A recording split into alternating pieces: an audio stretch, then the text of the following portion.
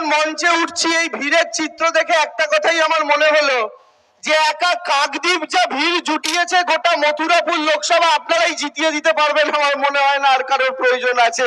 একা কাকদ্বীপের মানুষ যা ভিড় জমিয়েছেন।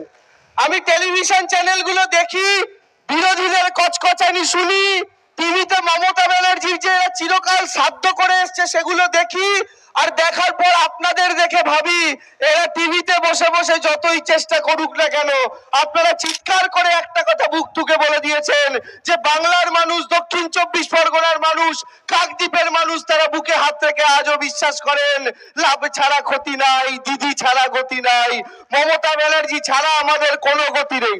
আমি আমাদের মঞ্চে উপস্থিত স্থানীয় বিধায়ক, কাকদ্বীপের বিধায়ক মাননীয় মন্টুরাম পাখিরা মহাশয় উপস্থিত আছেন মাননীয় সাংগঠনিক জেলার সভাপতি সুন্দরবন জেলার জয়দেব হালদার মহাশয়, এছাড়াও যোগরঞ্জন হালদার উপস্থিত আছেন, জনাব গিয়াসউদ্দিন মোল্লা উপস্থিত আছেন, নমিতাদি উপস্থিত আছেন, বাপি হালদার উপস্থিত আছেন, অলোক জলদাতা উপস্থিত আছেন, রায়দিঘির এমএলএ নীলিমাদি উপস্থিত আছেন, শ্রীমন্ত বাবু উপস্থিত আছেন, সমাজশ্রী দেবী, এছাড়াও মাননীয় মুক্তার মোল্লা মহাশয়, মলয় বাবু, বিজয় বাবু থেকে শুরু করে রীনা দেবী প্রত্যেকে উপস্থিত আছেন সকল নেতৃত্বে, এবং মঞ্চে উপস্থিত আছেন পশ্চিমবঙ্গ সরকারের মাননীয় মৎস্যমন্ত্রী বিপ্লব বাবু, তাকে আমি প্রণাম জানাই, আমাদের বয়োজ্যেষ্ঠ নেতা, আমাদের বরিষ্ঠ নেতা, এবং মঞ্চে উপস্থিত আপনাদের প্রত্যেকের প্রিয় চণ্ডীপুরের মাননীয় বিধায়ক সোহম দা উপস্থিত আছেন, সোহম চক্রবর্তী মহাশয়।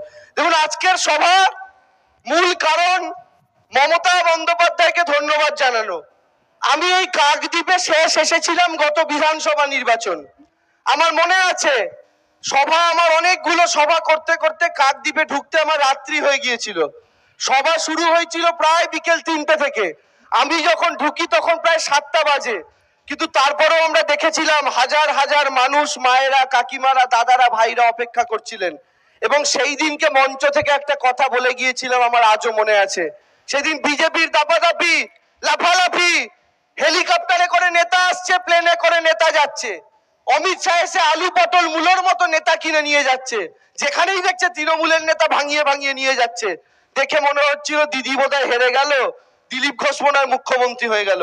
সেদিনকে আমরা একটা কথা এখানে দাঁড়িয়ে বুক ঠুকে বলে গিয়েছিলাম, নিশ্চিন্ত থাকুন মায়েরা দাদারা, 200-র উপরে আসন নিয়ে আবার মমতা ব্যানার্জি মুখ্যমন্ত্রী হবেন, আর সেটাই কিন্তু হয়েছিল।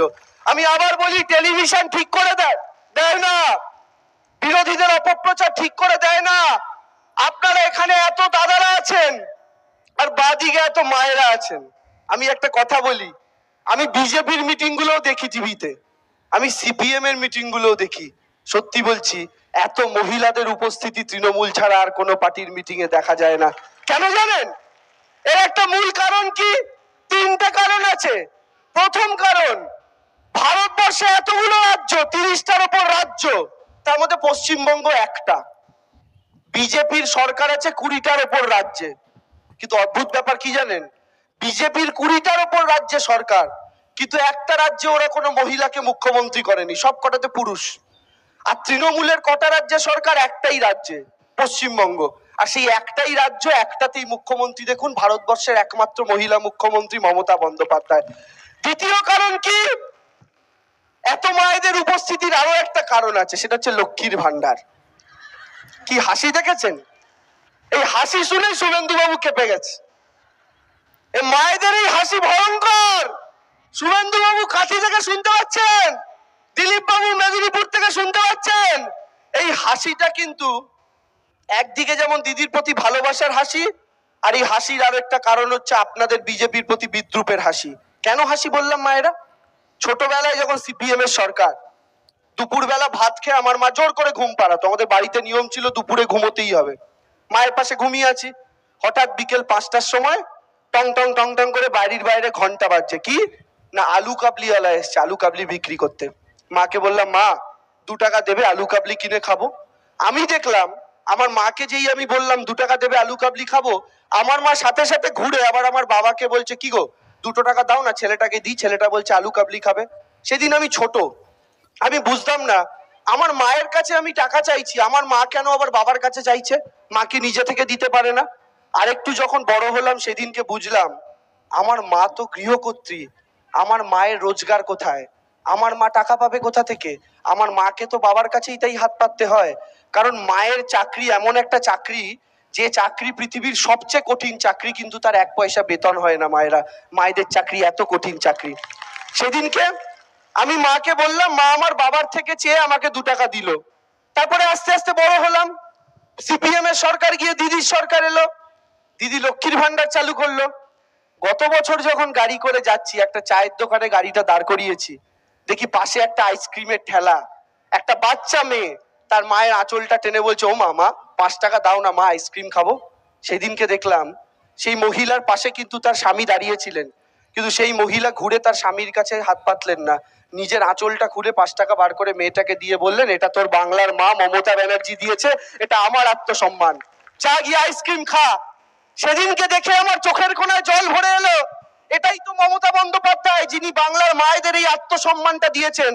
যে এসসি এসটি মায়েরা আজকে 1200 টাকা করে পাবেন এপ্রিল থেকে, কিংবা যে জেনারেল মায়েরা 1000 টাকা পাবেন এপ্রিল থেকে, এই টাকাটা আপনার স্বামীর টাকা নয়, আপনার বাবার টাকা নয়, আপনার মায়ের টাকা নয়, এটা আপনার নিজের টাকা, এটা আপনার নিজের অধিকার।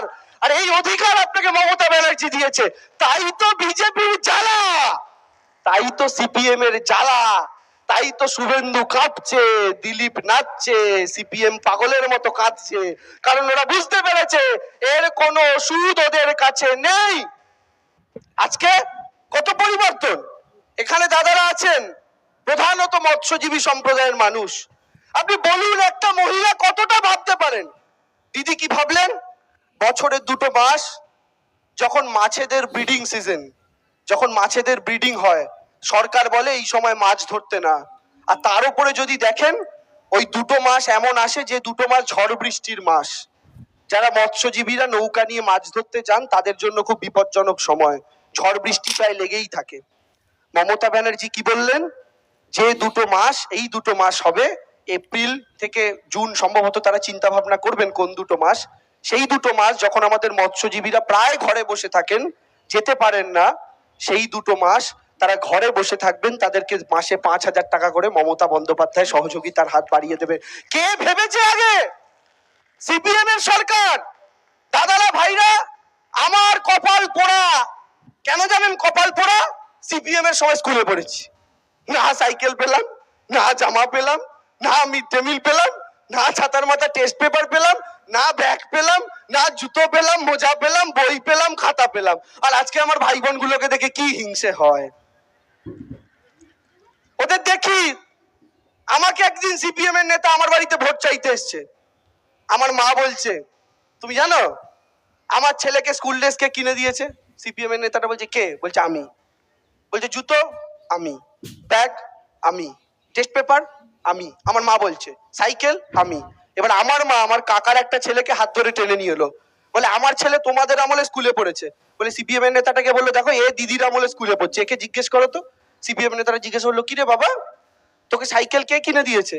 বলছে বাংলার দিদি, টেস্ট পেপার বাংলার দিদি, ব্যাগ বাংলার দিদি, জুতো বাংলার দিদি, মোজা বাংলার দিদি, স্কুল ড্রেস বাংলার দিদি। এটাই তো পরিবর্তন। এই বদলটা সিপিএম এর বাবুর